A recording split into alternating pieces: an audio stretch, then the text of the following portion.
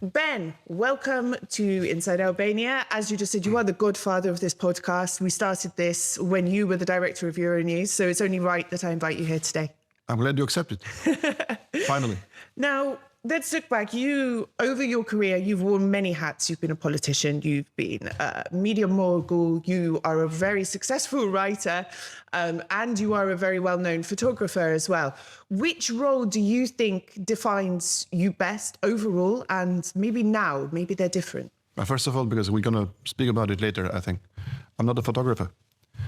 I'm just a curious guy. Mm-hmm. I mean, I'm someone who like to see people and to shoot them. Because by shooting them, I got to recognize their faces and I get to know their characters and what do they do in life. So I'm not a photographer, so this is not one of my new hats. But what's the difference for you? What is a photographer then compared to a curious guy with a camera? What's the difference? A photographer is somebody taking it professional. Mm-hmm. So he lives by it. I don't live by photography.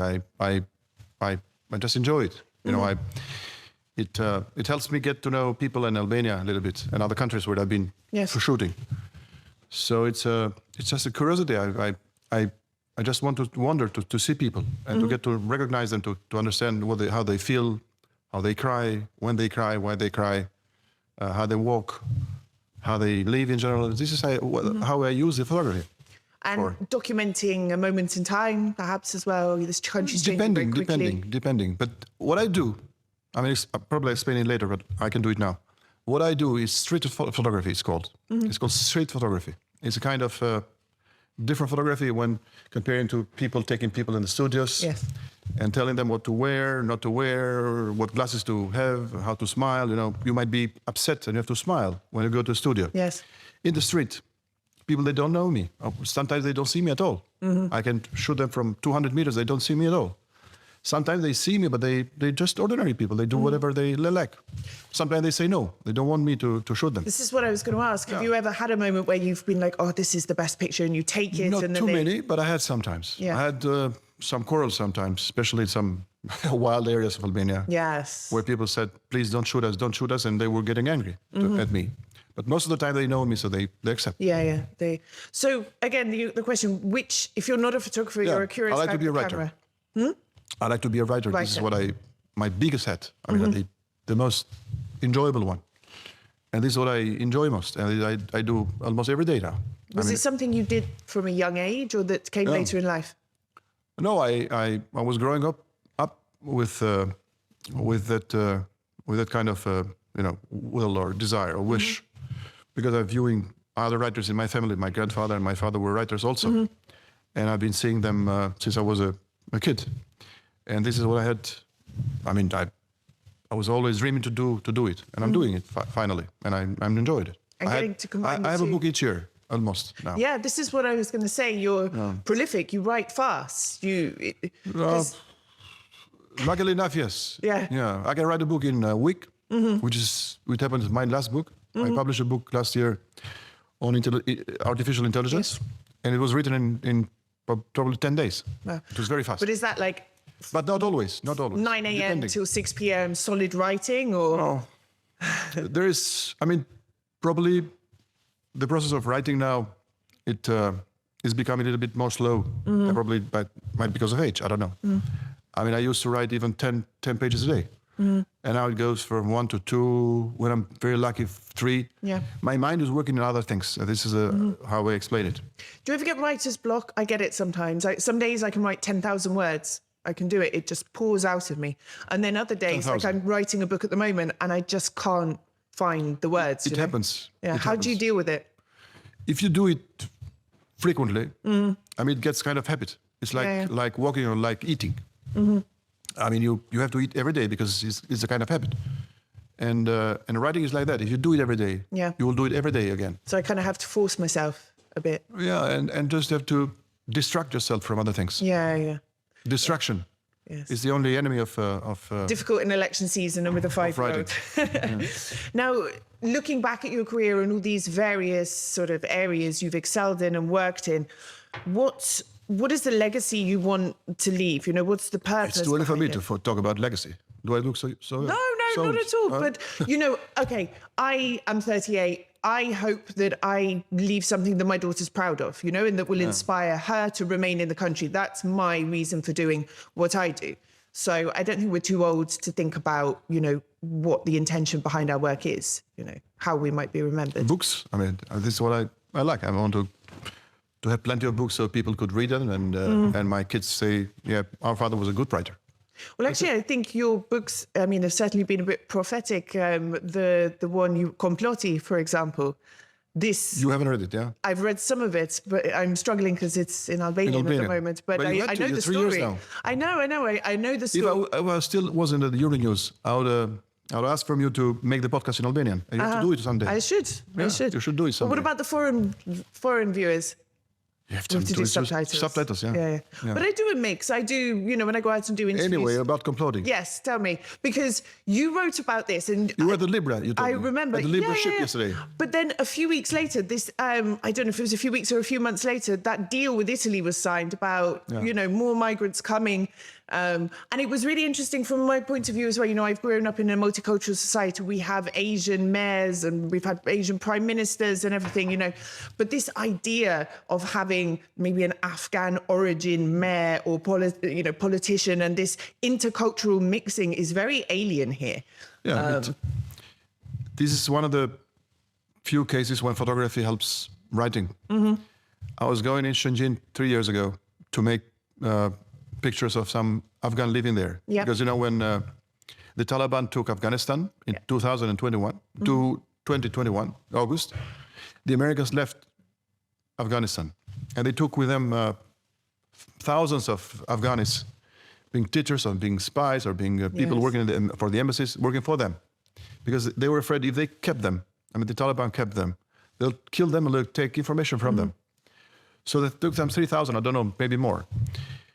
Not too many countries accepted the Afghanis at that time.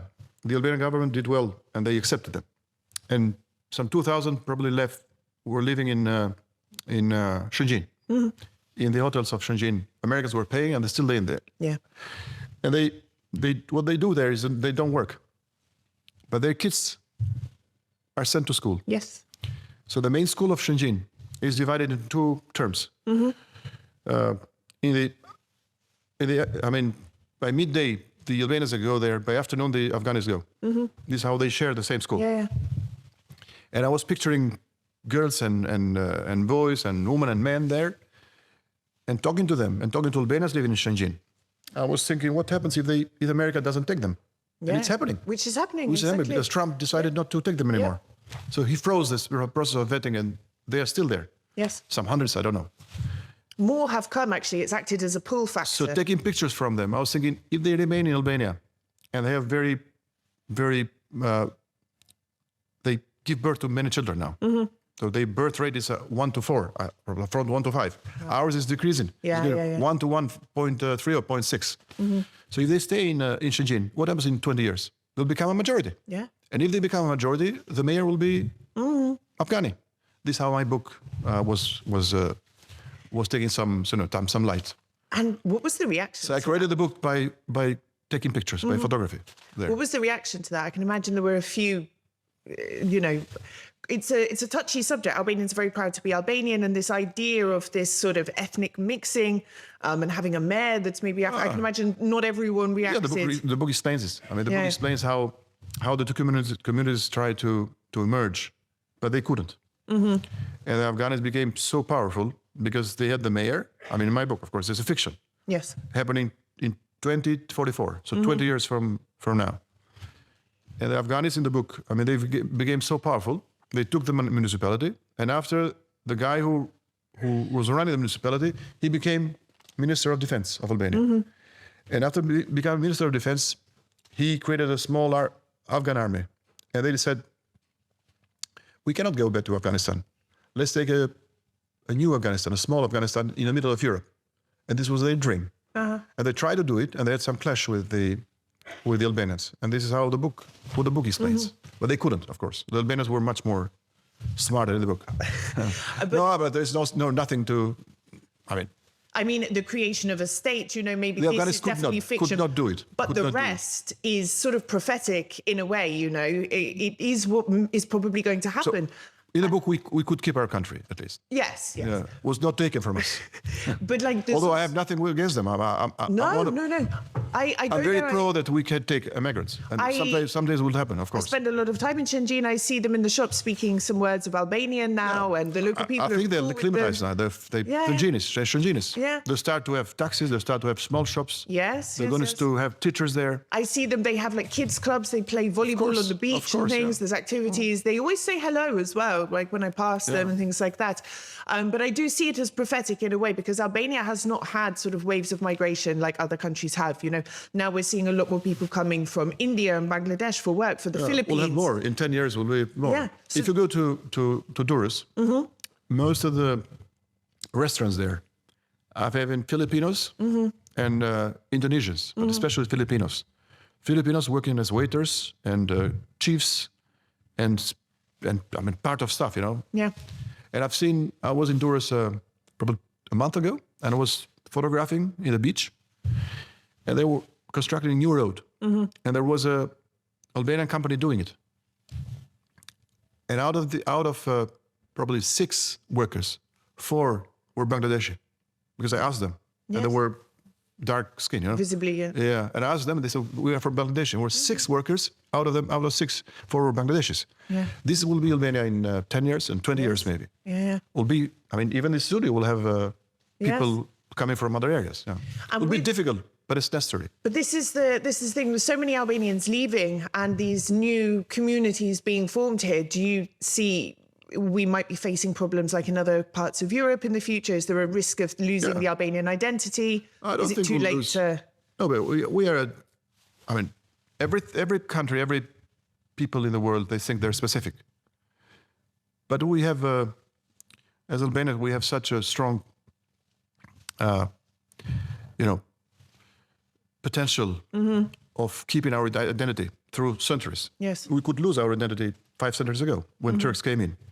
We could lose it through the Middle Ages when we almost lost our language, but we kept it. So we know how to survive. And I don't think we'll lose it. I mean, we'll be part of Europe, and with a bigger, grander Europe, probably we'll have our European identity. And that's enough. That's fine. There was a quote, I can't remember who it was, but it was along the lines of empires come and go, but the Albanians go on forever. I'm paraphrasing slightly. Yeah, but this you is become Albanian now. I am Albanian citizen. You're proud of it. Yeah, very, very. It's a great. I'm waiting for the actual passport in my hands and to vote as well. Yeah, imagine if in 10 years a right-wing party comes in and they expel you to Great Britain. They say, you have to go. You're a foreigner. What do you do? I protest. You go refuse to fight. to go. You go of to course I fight. would. Yeah. I wouldn't allow it. You wouldn't allow to send you to Britain. Make me leave. It will happen someday. Yeah. I mean, rightist party will come in, but it's normal. It's part of politics. We don't have a right-wing party as such. Even the right here are not particularly right, are they? Because there are no social circumstances. Yeah. But someday there will be. Like in Britain, like in Nigel Farage, what he's doing. Yeah, he's the most popular party in the UK at the moment. Yeah, because social circumstances helped him. Yeah. I mean, economy, immigrants, refugees. Yeah, migration is the big thing in the UK. That's fine. Yeah. It happened, but it's normal. It's normal. It will happen. Yeah. So it's going to happen. After Nigel Farage, which might take Britain up, I don't know, in 3 years, who knows? A very leftist movement will come. This is how politics help. I mean, lefts and rights, and it goes on like that. And they keeps countries in equilibrium. Yeah, in balance. Now, I read as well, you'd said that you want to sort of double, triple your literary output. I'm wondering, from that, what stories do you want to tell the most? What are burning inside you? What are topics you really want to tackle? I don't speak about my new books normally. I have many ideas, but I don't speak about my books. But what I do most, and I like it, I like to write dystopia, dystopic works. So, kind of different realities from what we perceive, from realities we don't know, and create anger and troubles in society. This book we're talking about, Complotti, the plot, is a dystopic novel. Yes. I mean, we don't know if it's going to happen. We don't know if Afghans will take Albania and they try to create a small army, going to Kosovo and fight with Serbs, and going to Kavaja because I have a part of my book is Afghans going to Kavaya, and they occupied Kavaya. You know Kavaya? It's a Yes. beautiful, beautiful city in the middle of Vienna. The Afghans went from Shenzhen, and they took Kavaya. Because the circumstances of the book, it was like that. I don't think it will happen, but it's a dystopic reality. Yeah. This is what I like most. It could. It's not so far-fetched that it would never happen, but it So this is the difference from me and I mean, people writing nowadays, even in Britain. Last year, it was an Irish writer, a young writer, Irish writer, who's writing very good. In fact, the book was translated in Albanian, and he won the Booker Prize. I mean, the main British literature prize by writing something dystopic. Yeah. So Ireland becoming a kind of communist regime. Could you imagine that? This is what he wrote. He wrote. I write same things. I like this genre because I normally prefer non-fiction, but the dystopic, it almost could be real, you know? And that's what I like about it. That's why I enjoy films and books of this particular genre. Yeah. It's interesting. In your book, Paradiso Artificial, now you talked about a world. Artificial Artificial Paradise. Yeah, paradise. A world that's shaped by artificial intelligence.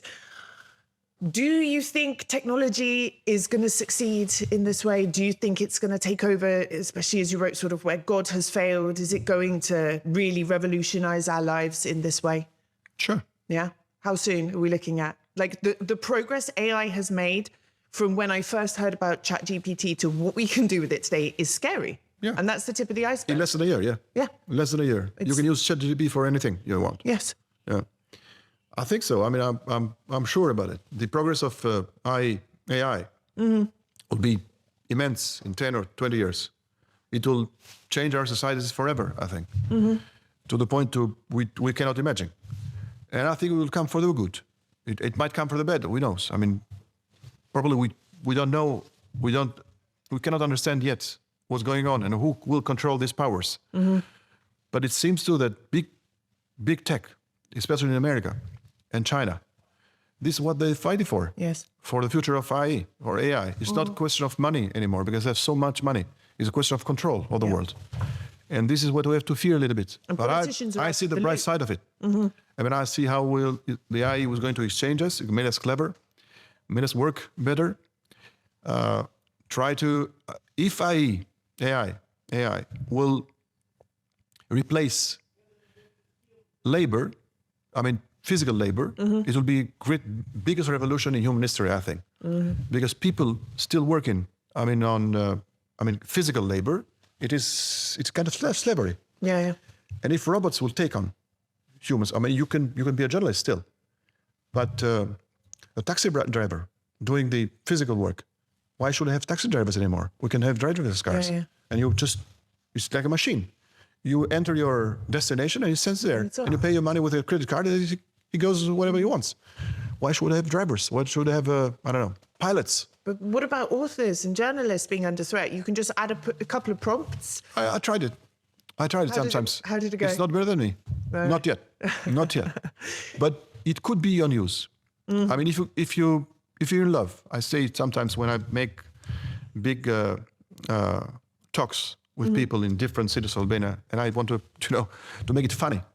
I ask people, I ask young guys in the auditorium, and I say, if you're in love, you can use ChatGPT to be better. And they say, wow, just put her name of the girl, and you can have the most beautiful poetry, personalized. And you can send it to her as if you did it. Yeah. So in a way, ChatGPT, the artificial intelligence, in 10 years, it will be much smarter and more clever. It probably will have some spirit, If you can produce art, you can have some spirit.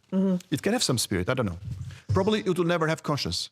Yeah, This will be risky if they have conscience. Yeah, that's where it becomes dangerous. Yeah. Now, I want to ask you one question about your political past, and then we're going to go back to the creative things because it all ties in together.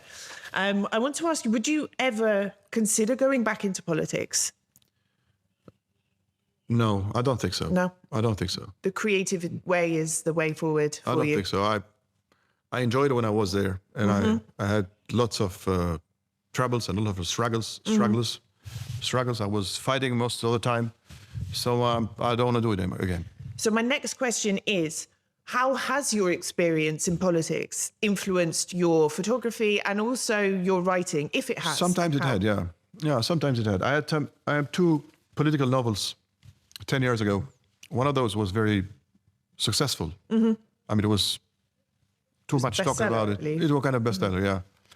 About Elbasan. Elbasan is a city very close to where we are. It's 10 minutes from here.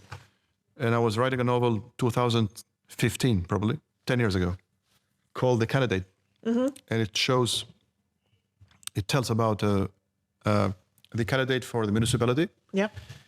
He was running, the mayor, he was running for 4 or 5 times, and he was almost old. 2 weeks before the elections, he died. And his family decided to still go on the race, despite the fact that the candidate was dead. And they took some spin doctor from Tirana, which is a very, lovely subject for me. I used him in many books. And he, in a way, went to Elbasan, and he managed that the dead guy be voted. The dead guy was voted for mayor. So the city voted for a dead guy. Yes. It became very famous because most of the time Albanians think they're voting for dead guys, for people who have nothing to give to them. It's a kind of metaphor, understand? Yeah. But most of the Albanians, if you ask them today, they think they're voting for people who are useful, because they cannot do anything anymore. They are dead. I mean, politically dead. I mean, this is the novel I had. So politics did influence my writings. I think maybe the some of the cynicism from your experience in politics as well has shown in this. Because I've been, at that time, I've been MP in Elbasan. I was chosen in this city. I mean, I was elected in this city. Yes. So the novel was kind of scandalistic. Yeah. They were reading it thinking, what's true, what's fiction? And the mayor at that time of Elbasan is dead now. He's really dead. You can write a sequel. He hindered. He hindered all the libraries not to sell it. Really? The book was not sold in Elbasan. Wow. Yeah. Well, that's an impact, isn't it? You're doing something right if they ban your book. Yeah, that's good. Now, your recent exhibition, Unknown Albanians, the translation in English, 42 images taken throughout the country on your adventures. I've seen it and I know the answer to this question. Can you explain a bit about the concept, what was behind it, and the process you followed to put it together? How long it took to gather these pictures? Almost 3 years. I mean, it's a 3-year work. And in the last 3 years since I started to make photography, I probably have some 50,000 pictures taken. Yeah. And out of 50,000, we chose some 40. So you can make 10,000 photographs, none of them is worth. You can make just one. It might be beautiful. Yes. So photography is very delicate nowadays. And especially nowadays, it's very difficult to be a photographer, and to be a good photographer, to have an eye, because everybody's becoming a photographer. Yeah. 50 years ago, the photographers were like, the dearest guy in town. You know why? Because politicians and rich people, but especially politicians, going to campaign. There was no television. How did people recognize whom they're voting for? By photography, being printed in the newspapers. Because there were no televisions, there was newspapers and photography. I was reading a book about Hitler. You know who was the most most closest friend he had? His personal photographer. He was taking him everywhere because Hitler wanted to be photographer, to get photography in a way, kind of to become kind of leader. So people see him as a leader, and he was using the photography, telling him how to make him his photographies. So nowadays, the competition is much more big because anyone is becoming a photographer. You have a camera, I have a camera, anybody has a camera. You can have no experience and just be lucky. Anybody can do it. Yeah, anybody can do it. So being so in such a big market of competition, it's so difficult to have good photography. I told you in the beginning, I'm not a photographer. I'm a curious guy. I go all over and I shoot. This is what I do. But this exhibition, it was lucky, and people are enjoying it. Yes. Many people writing me every day, I like it and I like it. It was kind of, surprise. Because I tell you, because in Albania, we have a tradition of photography in the last 100 years, but not too much in the street photography, as I told you. Yes. Yeah. I mean, normally if you see expositions, you see, you know, good images of Albania, castles, beaches, old towns, old villages, but you don't see people, real people. This is real people, what I'm showing. They might be poor, they might be happy, they might be crying, they might be divorcing. This is what I show. And this is what I liked about your exhibition, actually. They were street photographs taken while you're just out and about, not posed, but some of them are extremely intimate.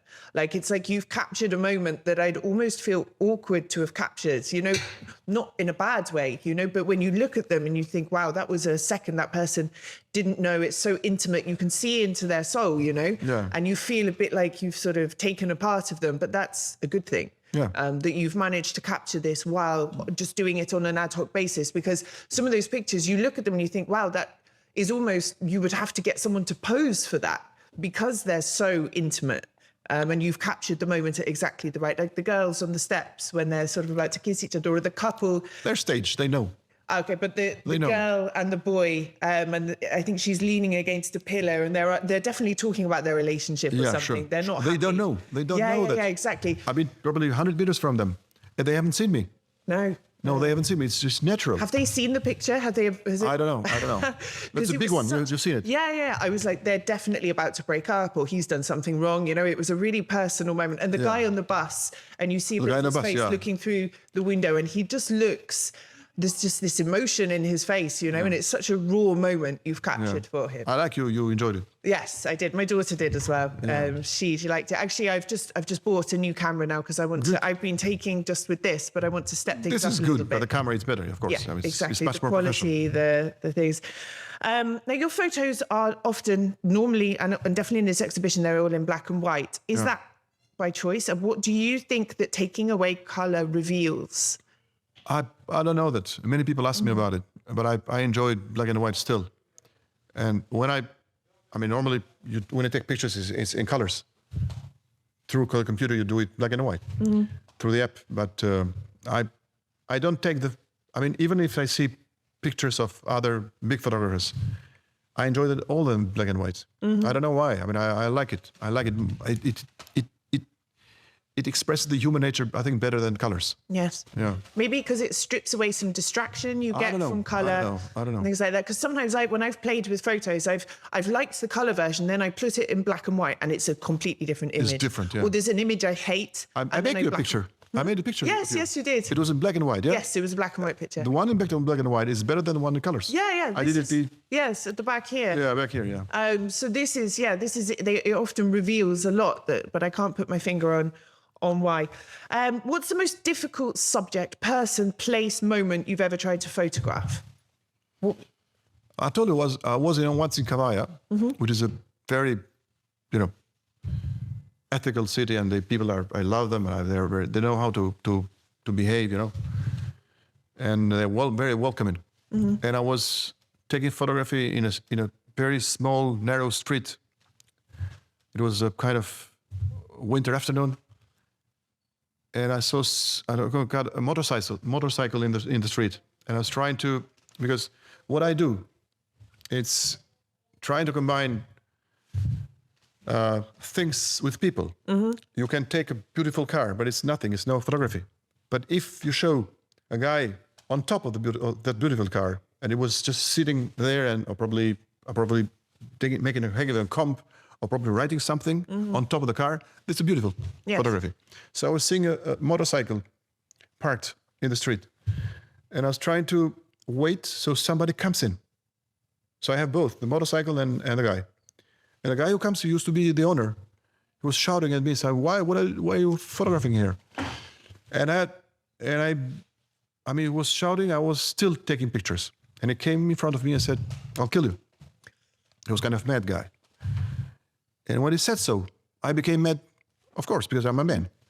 And I was almost going to clash with him. Then some neighbors came and they recognized me, and we became friends afterwards. But he was so angry. I mean, he was almost taking a knife out of his pocket. So he was, kind of mad, Yeah.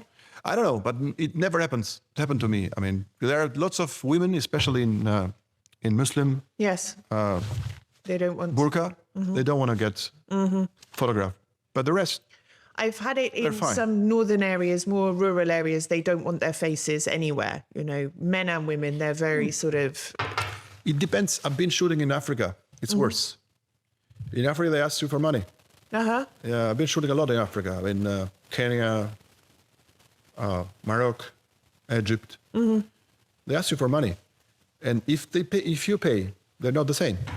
Because they're not natural. They become actors. I had this actually with the documentary I wanted to do about blood feuds. They asked me for money and I said, or food or donations. And I said, maybe I would have probably, if I'd seen the state you were in, I would have done something afterwards. But if you want it But it's not natural. It changes everything. Yeah, but they become actors. No, I had it once. I took a picture of a man in leisure. He was a fruit seller and he was sat on a pile of boxes and it was by the old stadium and it was a beautiful picture. And he was not dressed, you know, he was obviously quite a not very well-off man and he was sat there sort of like this with a bit of his hip exposed, you know. And I put the picture online. I thought it was a beautiful picture. I have no judgment. I was not laughing. I didn't think it was funny. I didn't feel pity. It was just a beautiful picture of everyday life. And one of his family members contacted me and sent me so much abuse and threats, take it down, you're humiliating him, blah, blah, blah. And I'm like, I literally think it's beautiful. Like, I like, it's art to me. This is not humiliation or I took it down in the end because they were threatening me. Yeah, it happened to me in Kenya, in Nairobi. I was walking in the streets of Nairobi, central Nairobi, which is very wild. And I saw two girls kissing. They're very intimate. But I couldn't take a photograph out of them. And I said, please kiss again so I can make a picture. They said, no. If you pay, we'll do it. I was enjoying this moment so much. So okay, I'll pay you. And I gave them the money and they kissed again for half an hour maybe for me. None of these pictures was worth. No. Because the kiss, it was not the same. It was fake. As a natural one, yeah. So I didn't use these pictures. Yeah. Your exhibition's open till the end of the month? Yeah, till the 30th. But what's next April. after this exhibition? In books, I know you can't reveal too much, but also for photography, are you continuing with this type? I have an album, but unfortunately I couldn't, you can show it. Well, I have an album published 2 weeks ago. It's on all libraries of Tirana, in arenas also, called Unknown Albanians. It's in English, and both English and Albanian. Oh, great. Most of these pictures, which are 42 in my exhibition, are in the album. The album is bigger. It says 69 pictures. Because at Code, there's not too much space to exhibit that much. So I have a new book done. Great. After that, I don't know. I hope the exhibition can go in different cities of Albania, like Shkodër, Vlorë, Korç, Durrës. I hope. Unfortunately, there are not enough spaces even in galleries. Yeah. But I'll try. And are you going to continue with this type of photography? I will. Yeah, I will. Yeah, I will. I have some ideas, yeah. Yes? I have some ideas. You're going to share But it? writing is killing my time. When's your next book coming? Normally in November. November. Yeah, as After always. the book fair. Normally. Any hints, any clues? I cannot. This is what I don't do. No, I have to ask. It's my job to ask. I never do it. I mean, I'm kind of superstitious on it. Yes. People ask me, what are you writing? And if I tell, the book is dead. And also, as a writer, as a creative, it might change between now and when it gets published. It does for me sometimes. The story changes halfway through. Normally I finished my book. It's already finished. Yeah, it's already finished. But I review it before I send to the printing house. And something could be, not change, but smoothen. Let's see. Edit it. We'll be looking out for it. Thank you, Ben. Hopefully. It was a pleasure. Thank you, Alice.